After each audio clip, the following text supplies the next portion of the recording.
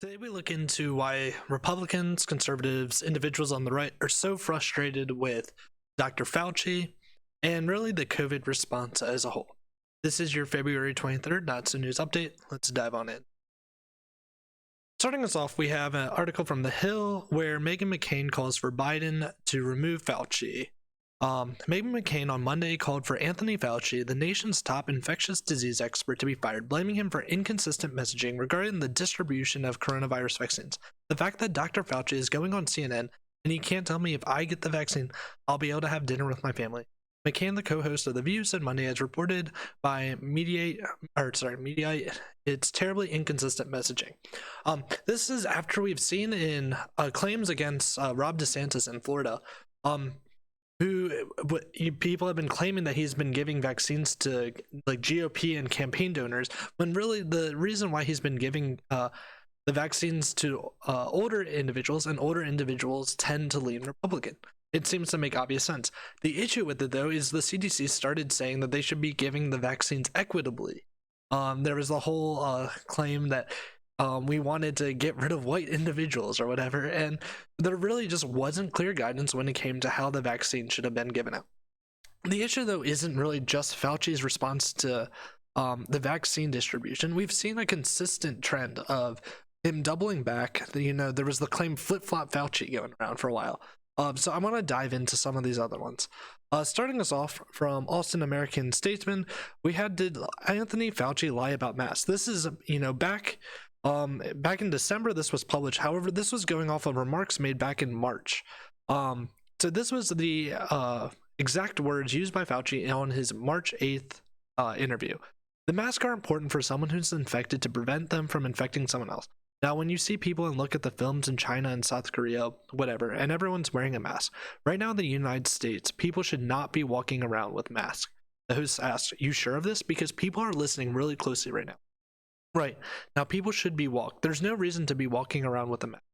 When you're in the middle of an outbreak, wearing a mask might make people feel a little bit better and might even block a droplet, but it's not providing the perfect protection that people think that it is.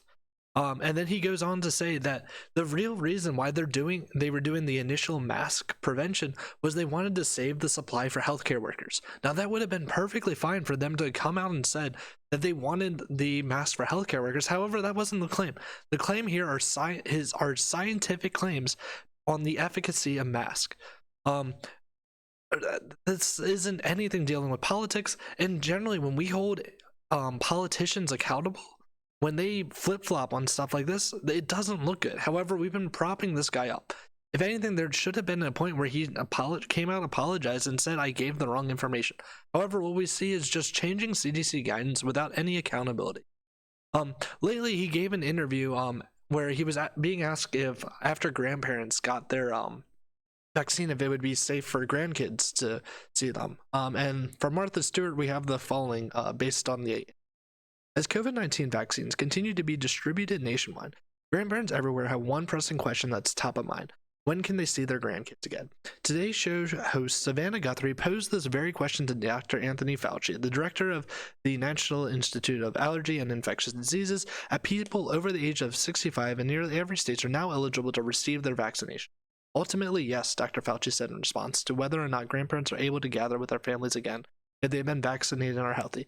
However, if only one senior in a family is vaccinated and his or her spouse is not, the infection risk is still quite high. Then you got to be careful, Dr. Fauci explained, because grandma could still get the virus. Until we have the overwhelming majority of people vaccinated and the level of virus is very low, when you're vaccinated, it would be prudent to wear a mask. What we see here, though, is really a mixed information. We haven't been told effectively why we should still be, using masks and social distancing once vaccinated. The claim is that you can still spread the disease. If you're still able to spread the disease, then what's the point of the vaccine, is what is ultimately being asked, and we don't see consistent answers to. Ultimately, though, we have the original question here is, when can grandparents see their grandkids? That's something that they really want to know. We were initially told 15 days to slow the spread. People were willing to hold off for 2 weeks, but we're now pushing on an entire year of this. It's, unheard of. From AARP, they have conflicting advice when it comes to this grandparents seeing grandkids, a recommendation from Fauci. One challenge when contemplating the hugging question, trying to sort through the different advice from experts. Many doctors in the US are saying, essentially don't change your behavior until we have herd immunity. That's when enough people for COVID-19, estimated to be 70 to 85% of the population, have been immunized, that the entire community has a high level of protection from the infection spread. These experts argue that even those who are vaccinated remain at risk while the virus is on the loose because the two vaccines currently in the use in the US are only 95% effective in preventing infection. It's not like those who are vaccinated can avoid getting COVID altogether, says Gabor Kelson, an MD professor and chair of the Department of Energy Medicine at Johns Hopkins University. The second issue he has is even if you're properly immunized, you can come across COVID and you may be a carrier and infect someone else. If we don't have enough people getting the vaccine, we can't go hug grandma. Not at this time, agrees June McCoy, MD, Associate Professor of Medicine at Northwestern University in Feinberg School of Medicine. I want to hug my patients. I'm a hugger, but remember, the vaccine is not 100% effective and you still have risk. This actually hits a very important point here that I think they miss in this conversation, which is, what is the risk? There's been studies out there that we could save hundreds of thousands of lives if we change the speed limit across the country to be 20 miles per hour on all roads. However, that's not something we're going to be doing because we always balance the risk. And the question is, after you get that vaccine, what is the new risk? Currently, we say that the spread of COVID is very high. What is that risk after the vaccine? Generally, when it comes to medical decisions, we have this question of informed consent. What we're being told is we can have consent to getting the vaccine, but not any of the benefits of it. We're not told that we can move back to normal life, and at that point, it's not fair to the individuals that get the vaccine early on. Next, we from New Weeks. Did Dr. Anthony advise wearing 2 masks and then reverse course? And this goes into the facts that Dr. Anthony Fauci, the director of National Institute of Allergy and Infectious Diseases and Biden's chief medical advisor, appeared on Today on January 25th in an interview with Savannah Guthrie discussing the new coronavirus variants, vaccine shortages, and max protection. If you have a physical covering with one layer, you put on another one. It just makes common sense that it likely would be more effective, and that's the reason why you see people either double masking or doing a version of an N95. So first we had that there was no mask, then we were told 1 mask, and then we got told 2 masks. At what point does it become like, we're just being played here? However, then a couple of days afterwards, the CDC does not recommend that you should wear 2 masks, nor does the CDC recommend that you have to wear an N95 mask. They just say the most important thing is to get everyone to wear a mask, Fauci said during the town hall. So we see him, coming back here. Next, we have, though, from CNET, double masking of COVID. CDC recommends wearing 2 masks at once. So now they're coming with a definitive claim. 2 masks are better than 1. The new guidance for slowing the spread of COVID-19 is to double mask. First, Dr. Fauci endorsed it because it just makes common sense. At what point does this common sense no longer become common? If it was common sense to wear a mask, then why did Fauci originally come against it? If it's common sense to wear 2 masks, why didn't he recommend that early on? What we see here is they just keep adding common sense for things that don't appear to be common. I've heard many arguments that in general, we wouldn't be wearing masking for most diseases. They haven't given the reason now for why 2 masks is effectively better than 1. If two masks were better than 1, why aren't they actually designed with 2 masks when they're originally produced? It doesn't seem like common sense.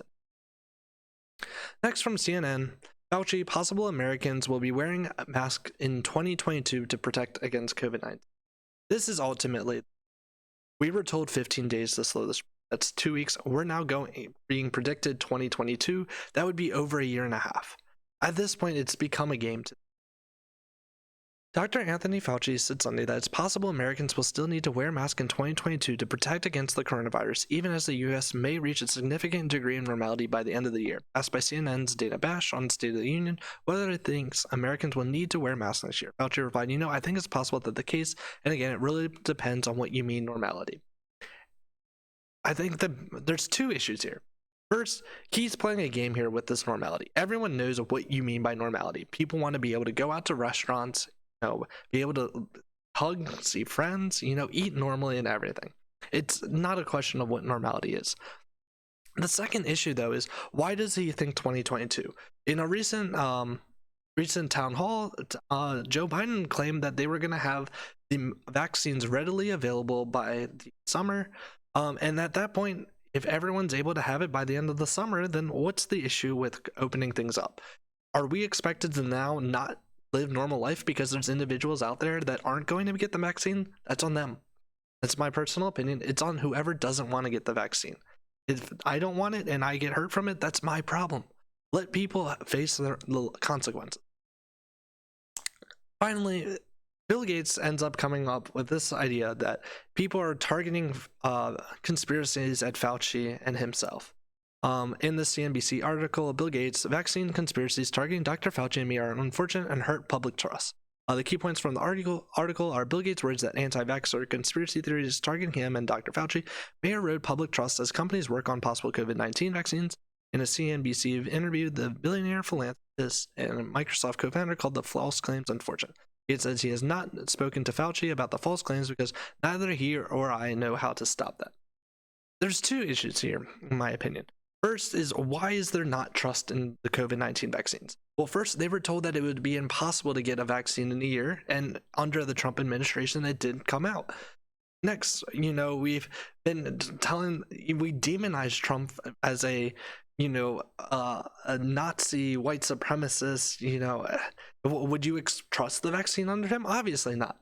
The issue here is that we've been demonizing people for absolutely no reason. Second, they say that they're being targeted for conspiracy theory. It is very reasonable to be skeptical of the COVID-19 vaccines, not because there's been issues found with them, but because we have not had enough time to get reasonable data that we would have with most studies. Normally, we have clinical trials for years before we end up giving vaccines like this to the public. Now, as far as I know, there hasn't been any issues in those clinical trials in terms of long-term effects with the vaccine, but that doesn't mean they won't happen, even though it is very unlikely. Being skeptical, though, of those long-term results does not make someone an anti-vaxxer. Being skeptical of the science of these vaccines does not necessarily make them an anti-vaxxer. There is new science technology being used in these vaccines that people do not see the long-term results for. Most people, even in these quote-unquote conspiracy camps, I'm thinking of someone like Brett Weinstein and his wife, have even said that they are skeptical, but they would still even get the vaccine. I think what we see here, though, is this claim of just misinformation and disinformation rather than targeting people's arguments. If I'm questioning the efficacy of the vaccine, that's on Gates and Fauci for trying to, settle my issues with the vaccine. Don't take it as a personal attack. Take it as an opportunity to, go into the science. That's apparently your, realm of expertise. What we've seen, though, is too much playing of politics from these quote-unquote scientists when they keep saying trust the scientist when they really mean trust the scientist. There's a big difference. Yesterday, we looked at a claim that, science was just the consensus. However, the consensus was that we weren't going to have a vaccine in 2020. And let's see, we saw what happened. Instead, you just stick to your lane. Go into the science, get out of the politics. That's all I can. And this is your February 23rd nuts. Please like and subscribe if you enjoyed the video. Have a good one.